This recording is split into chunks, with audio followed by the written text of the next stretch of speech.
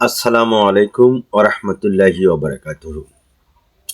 গোসল করার স্থানে প্রস্রাব করা অপছন্দনীয়। গোসল করার স্থানে প্রস্রাব করা অপছন্দনীয়।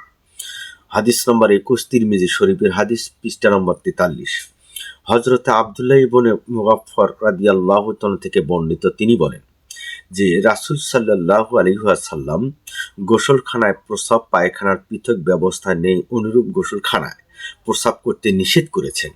তিনি বলেছেন, সাধারণত এ থেকেই ওয়াসওয়াসার সৃষ্টি হয় শয়তানের। ওলামায়ে কেরামগণের একদল গোসলখানায় প্রস্রাব করা অপছন্দ করেছেন। তার মতে এ থেকে সাধারণত ওয়াসওয়াসার সৃষ্টি হয় শয়তানের। কোনো কোনো ফকিহ অবশ্য এই ব্যাপারে অনুমতি দিয়েছেন, তবে এটা ঠিক না।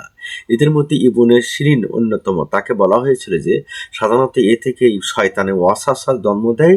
অর্থাৎ তিনি বলেছেন, আল্লাহ আমাদের রব, তার সাথে কাউকে আমরা শরীক করি না। কারণ যে আল্লাহ রাসূল সাল্লাল্লাহু আলাইহি সাল্লাম পেশাবখানায় গোসলখানার ভিতরে পেশাব করতে নিষেধ করেছেন।